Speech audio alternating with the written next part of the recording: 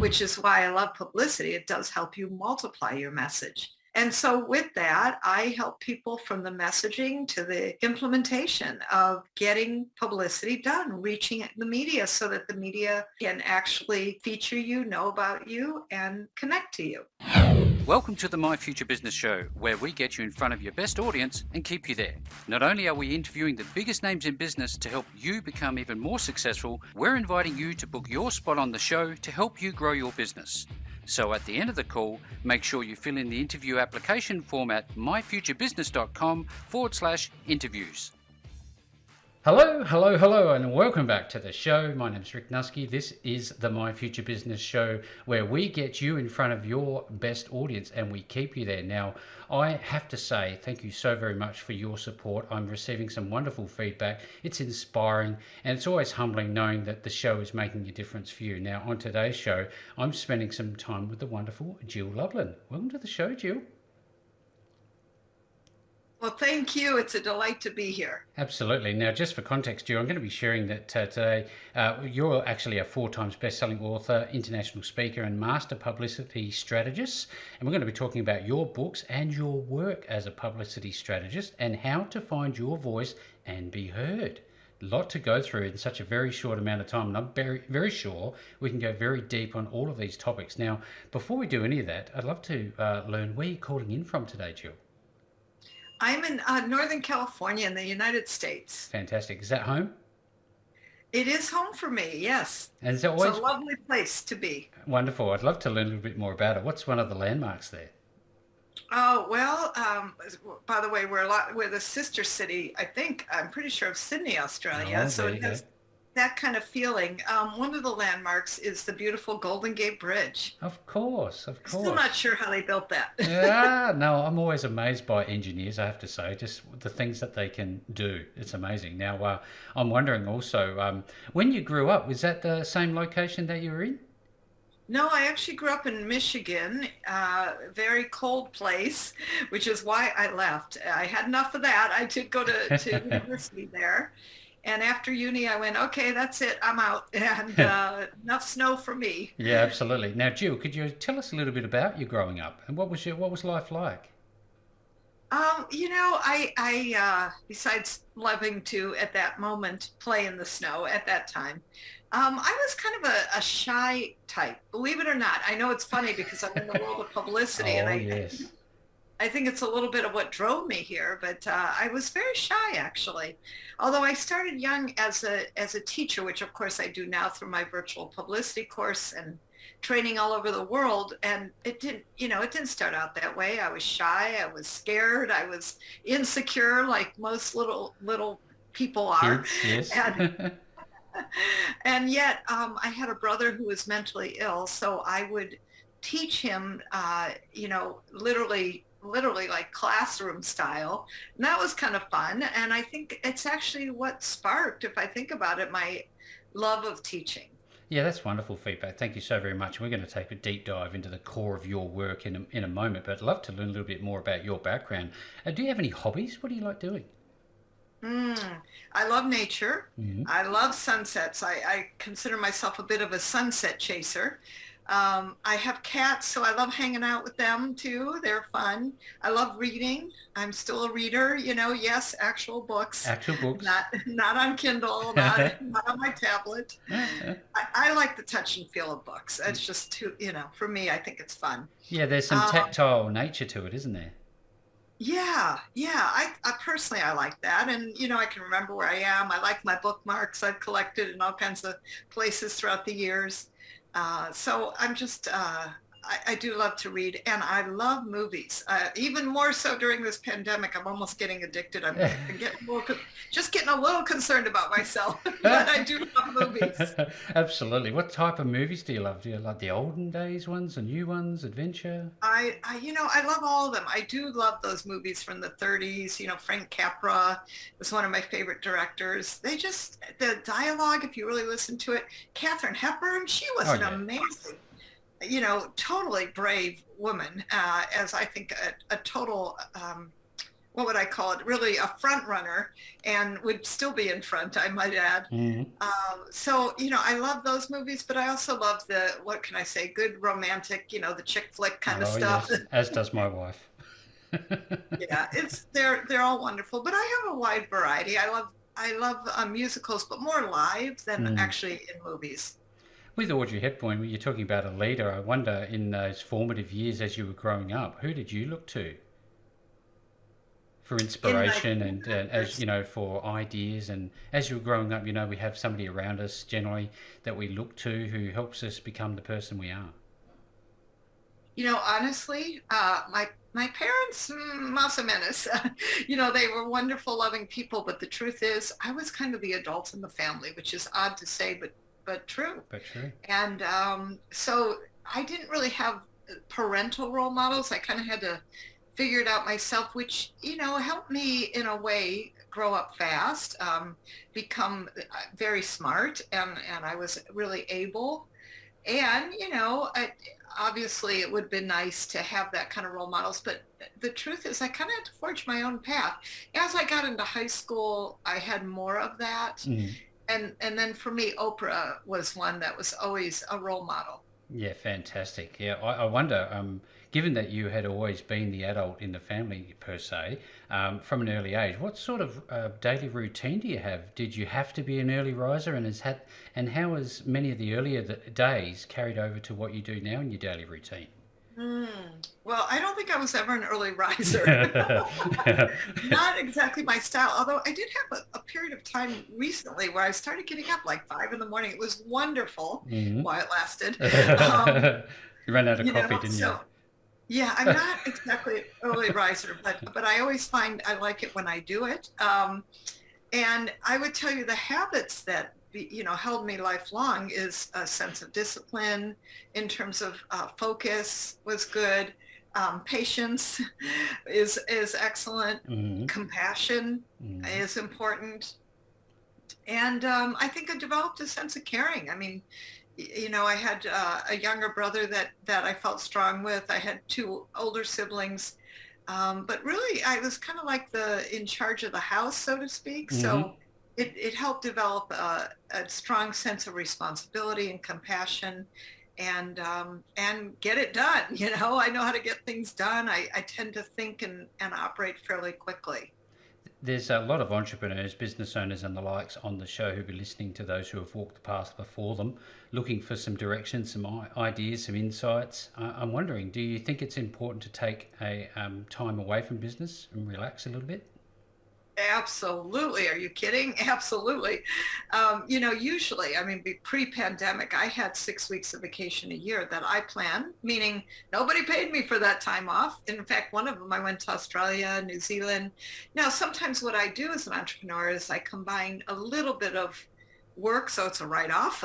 Yep. So even when I was in Australia, New Zealand, for instance, I did some training, and then I took the next time of that vacation and just traveled and toured, and that was wonderful. But I absolutely think in any given week, yes. I mean, I typically will not work Saturday and Sunday. Somebody just asked me to speak at a Sunday event, and I said no, No. because Sundays are I call them field trip days. I like to just wander about, go wine tasting, go bread. There's this amazing bread bakery, an hour away. I love to go to the ocean and the beach, which is Hmm. fairly close. So for me, you have to just draw some boundaries and guidelines. Somebody asked me to be on a 7 a.m. Facebook Live. I mean, as much as I'd love to, some things are just, you have to discover where your own boundaries are. Yeah, absolutely. You touched on entrepreneurialism a little earlier. I wonder, what was your first experience as an entrepreneur? When did you realize you had the spark for it? I was a paper girl. Oh, okay. Okay, wait. And I think it actually started before that. I was selling Girl Scout cookies. Oh, yes. Yes, yes, I was a Girl Scout, and I won the award for selling the most Girl Scout cookies. That should tell you something. Very good.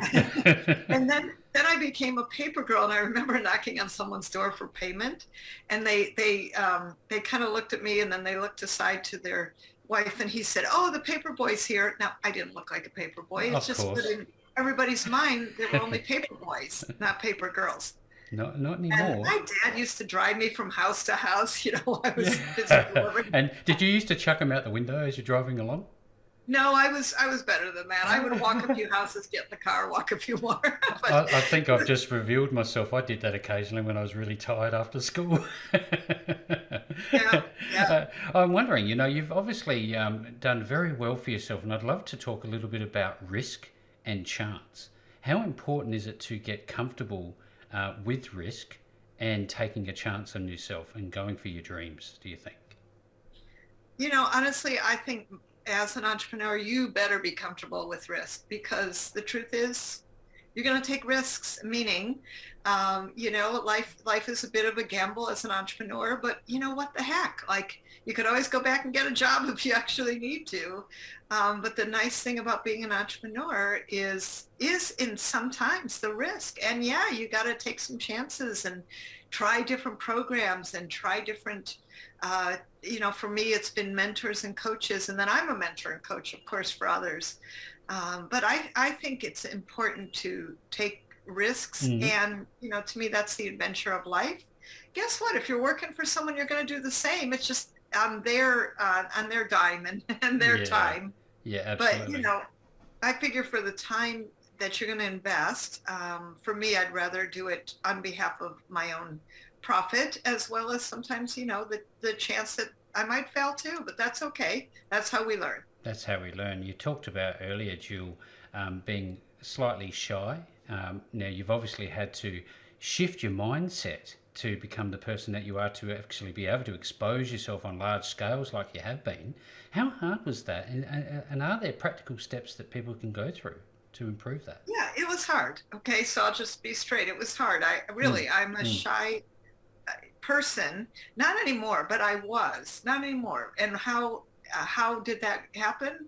Well, I got myself into personal growth, and that made all the difference, because I believe a lot in professional development, but also personal development. The truth is, we're the same person, right? I'm the same professionally as I am personally, at least in my world I am. mm-hmm. And yeah, if I'm doing an interview, of course, my energy might be upgraded for a moment. It's maybe not how I would talk to a friend in that kind of conversation. Yeah. But, and I do believe in media, you have to up level your energy. And of course, when you're dealing with your clients and when you're training. So I have learned how to do things. I've taken a lot of courses. I invest in myself. I have mentors and coaches. I'm always committed to being the best. And that takes a different focus. That takes investment into oneself, both with money and with time, right? And Mm. so I've always been willing to do that. That and some good therapy along the way has also helped. And now, as a teacher yourself, do you value ongoing or lifelong learning, and how do you learn best, do you think? I am absolutely devoted to ongoing learning. I'm in 3 masterminds currently. And, it's interesting. I remember giving a speech, and Jack Canfield of Chicken Soup for the Oh Soul yeah, yeah. thing. Who doesn't know? Yeah, he's amazing. So he had gone, I don't know, maybe a couple speakers before me. Hmm. And there I was speaking. I look, through the audience, and he's in the back of the room taking notes, listening attentively, which made me slightly nervous. I bet. And then I realized, Jack is sitting there taking notes. He was very accomplished. He sold more than 85 billion books. It's not like he Mm. needed any more learning, and yet he needed more learning. And to me, that was a wonderful example of somebody very successful who's committed to lifelong learning. And I've always taken that to heart. And I think that it's important that we all keep growing, keep learning, because, if not, you just become stagnant and doing the same old, same old. Oh I'm yeah. in this last year, I've done 3 new challenges. I've started my first mastermind, publicity mastermind. I mean, I'm doing things that I had never done before. You've touched on something that made me think about humans and what you've learnt about your time working with them. What is the one thing, do you think, over the years that you've learned about humans in your line of work? Mm. I think the biggest thing is a little bit about fear. you know, especially in media. Although, you know, the way I teach it and train people, it's all about getting it done simply and easily. But here's the thing, most people are afraid somehow to take a first step to maybe be known more, you know, and it doesn't matter extrovert or introvert. I'm talking about getting your message out Yeah. in a way that more people know about you. I think fear or, you know, kind of the unknown is a problem for a lot of people. And listen, I understand we all have our little places that we're afraid, right? But I have learned that fear and excitement are actually the same thing. Oh. And so when I find myself afraid, one of the things, and I hope this is helpful for some of you listening out there, one of the things I will do is I will say, I am so excited. It's the same emotion. It's this, the brain does not know the difference. That's very interesting, isn't it? You wouldn't have known. And this is the psychology of, the type of work that you're involved with. It's just fascinating. And I'd love to, if we could, Jill, shift gears and just find a little bit about your educational background, just to put some context into the conversation we're about to have. Absolutely. So I did my undergrad in psychology and I actually wanted to go to law school. Well, I made it into law school, actually a top 10 law school in San Francisco, which is how I got out here. Mm-hmm. Good excuse. And, and then I was in law school and it wasn't at all for me what I anticipated, what I wanted to do. It was very boring for me. It's very linear, and I have a very creative mind, Mm-hmm. and it's hard for a person like me in a very linear structure. So I dropped out, and that was much to my father's chagrin. Because you got to understand, I was the first one in my family who actually went to university. And they were very proud of me, of course. And then I went on to go to law school, and now I'm dropping out. My father says to me, Jill, what are you going to do? What are you going to do? I said, well, I'm going to be an entrepreneur. And he said, what is it and how do you spell it? I've always struggled with Well, that. I do know how to spell it now, but I am still figuring out, like all of us, what it is, meaning I'm on a journey. But, have I figured out many things about my entrepreneurial journey and what I'm offering people? Absolutely. And, it's a joy and an honor now to serve others on that journey, as I still, am also staying in consulting, staying in mentoring, staying in mastermind so that I keep learning. So were you at university at the same time as you were working, or was it a different time zone or time frame?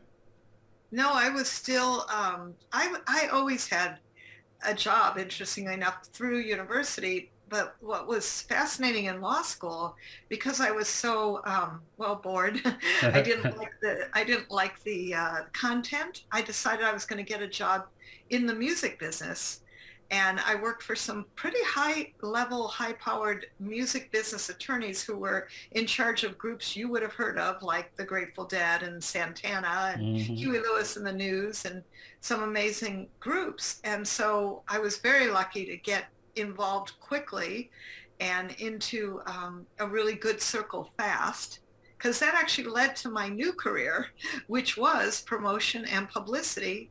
And then I started in the music business because there I made all the contacts. That's amazing. I love these stories of the journey, because at the end of the day, that's really what I think makes the My Future Business Show a bit different, because you're giving you a bit of context, a bit of the journey. Now, I'm not sure that everybody on the call would understand what a publicity strategist even does. Would you mind explaining it? Sure. So, since I wrote the book Guerrilla Publicity, Mm. I wanted to give and make it really easy, publicity. So the truth is, no matter what business you're in, no matter how big of a business you have, whether it's a one person solo or a few people or bigger, the reality is you need to have a clear message and get it out there and have a clear path for actually reaching the media so that you can multiply your message, which is why I love publicity. It does help you multiply your message. And so with that, I help people from the messaging to the implementation of getting publicity done, reaching the media so that the media can actually feature you, know about you, and connect to you. Yeah, that's wonderful. I'm wondering what sort of services that you would take somebody through. What is the, I guess, the suite of services? Well, I do everything from a virtual get it done publicity course, which is on Zoom and live and interactive with me. That's super fun, up to a mastermind that people join.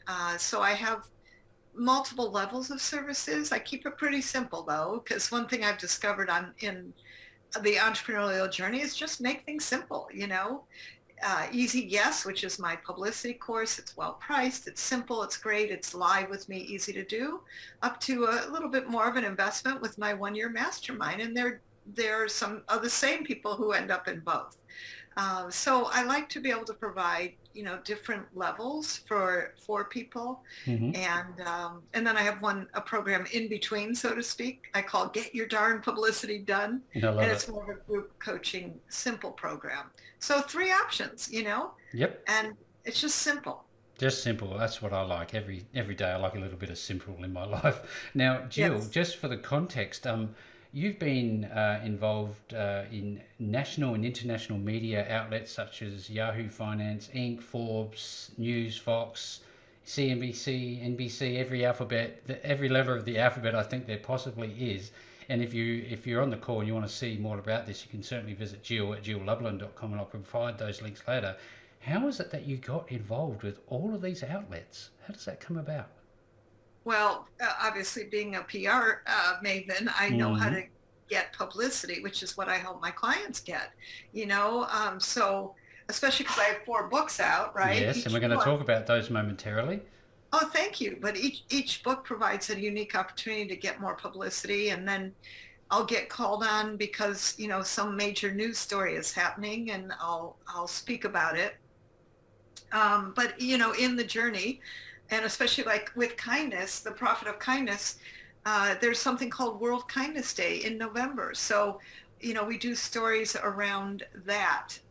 That's a lot of how that media comes about, is the same thing I would do with every client, which is what's the story, what's going to work. And by the way, it's not having a book. Right. Um, but it's, in the Prophet of Kindness case, it's about the divided states of America. And that became the story that got me on 7 Fox News interviews literally in the first week. Yes. And Inc. magazine and Forbes magazine talking about kindness in business. So that's what I'm talking about, is the opportunity to find a story that works. That's the power of publicity, and generating it so that you have that third power authority who's talking about you and then driving them back to your website. And this is something you and I spoke of earlier prior to the call, was that we could go so deep and so wide in all of the ways that this could come about, and it would be magnificent to be able to do that. But given the brevity that we need to extend here, I'm wondering if we could talk a little bit about your 4 books: The Profit of Kindness, Guerrilla Publicity, Get Notice, Get Referrals, and Network Magic. Was it difficult for you to write these books, or was it come naturally for you to write? Oh, well, first of all, let me tell you, it takes a village to write a book and multiple villages to promote it. So I had help, some ghostwriting help, Mm. and that's how I got through it, because frankly, my joy, my love is working with clients, teaching my virtual publicity courses, speaking and training. That's my joy. So, one thing I'm big on is do what you love to do and farm out the rest. Absolutely. Can you tell me, is there a relationship between PR and marketing? A direct link? Public relations is marketing, right? Right. Think of marketing like a tree, and Mm. there's the tree trunk and then different branches. Publicity is one of the branches. Right. Fantastic. That's simplified. I like simple. Now, I'm wondering, given the nature of the world we live in at the moment, have you had to change modalities to more online work at the moment, and online presentations and speaking Oh, arrangements? absolutely. Well, most of my speaking engagements now are online on Zoom, which I love. Even a local one I'm doing tonight, I'm not even getting in the car for an hour. By the way, an hour and a half drive. I get to save 3 hours tonight and just do it on Zoom, even locally. I mean, to me, the productivity that for me, that has increased because of not getting on planes and traveling and all the time and energy Mm. that takes. Just that part, right? Not to mention the deliveries. And I'm so grateful because what it's enabled me to do is sometimes 5 or 6 speaking engagements a week. Oh, we. Never could have done that before. No, absolutely. But I know that when you were on actual stage, spoken with the likes of the incomparable Tony Robbins and many, many other amazing people. Do you feel a little bit intimidated when you're in those sorts of big moments? And how do you Oh manage it? my God. Yeah, well, listen, let me tell you, when I walked on stage for Tony Robbins, for example, there were probably 600 people in the room. And he, of course, gets them all up and they're giving you a standing ovation, which is good because then I can catch my breath for a moment. And of course, I was nervous. I mean, I'm just, whoa, it was scary. It was exciting. I remember him giving me a hug and a welcome, and I felt like I disappeared into, he's like a giant, right? Yes, Uh, literally. and it was so much fun and such a great experience, and one I would love to repeat every day. And I've been very blessed to speak on many different stages with people you'd recognize and names and how wonderful is that? And then to lead my own, groups and wonderful programs. So, but like everything, what would I say?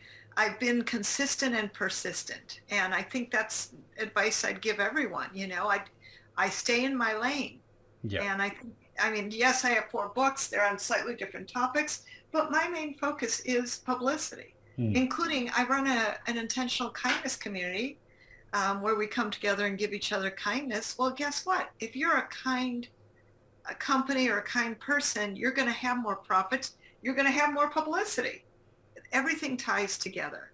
It would seem to me that publicity has a relationship to each and every industry that it even has ever existed. Would that be fair? I absolutely think so. I mean, frankly, most products have come to pass because of it. Certainly celebrities use it. You'll see movies come out and guess what? They're on a publicity tour. And the other, music business, of course, relies on it. And the truth is, when people go out of the public eye, well, Mm. and then you know what happens? They go out of the public eye, and you Literally. forget about them. Yeah. So is this would obviously then mean that publicity and your efforts towards it as a business owner are almost ongoing. Every day you need to be doing some sort of publicity. Is that right? Every day, every way. Honestly, I think it's really key that you focus on. I call them visibility building activities, and do that at least I tell you an hour a week. If you do an hour a week, that's 52 weeks Mm. of visibility building activity. Imagine this, the power of your name out there. And it's going to start happening. You're going to see people, you're going to like walk into a room, whether it's a Zoom room or a physical room. People are going to go, I've heard of you somewhere. Then you know it's really working. Doesn't even matter if they don't even know. Yeah, it's that familiarity, isn't it? That's what we're trying to grow towards. Now, this has been such a wonderful call, Jill. Thank you so very much for sharing everything that you have thus far. But I'm wondering if we could shift another gear and talk a little bit about your website and what people are going to find on there. Yes, absolutely. So go to jilllublin.com. Lots of L's in there, jilllublin.com. And number one, I got a free gift for you, which is the opportunity to have an action guide, a publicity action guide. Fill in the blank, no nonsense, more great stuff than what we're talking about, even more than we've been able to touch on today. Hmm. And then wait like a minute and then sign up. Come join me for my free publicity masterclass. And you get to ask me questions, and they're very dynamic. So that's an opportunity for a free gift for you by visiting the website. Look Look, forward to joining you. absolutely. Thank you very much, Jill, for the opportunity for the My Future Business audience to come along and join the fun and learn a lot more about publicity. Now, if you want to connect with Jill, you go to Jill Lublin, Lublin.com, and there's obviously a number of different pages. You've got the speaking arrangements, about Jill, consulting, and the list goes on and on. But with all that being said, Jill, I've really enjoyed today's call. Thank you so very much for joining me on the show today. Thank you, Rick, for having me. Thanks for joining us today.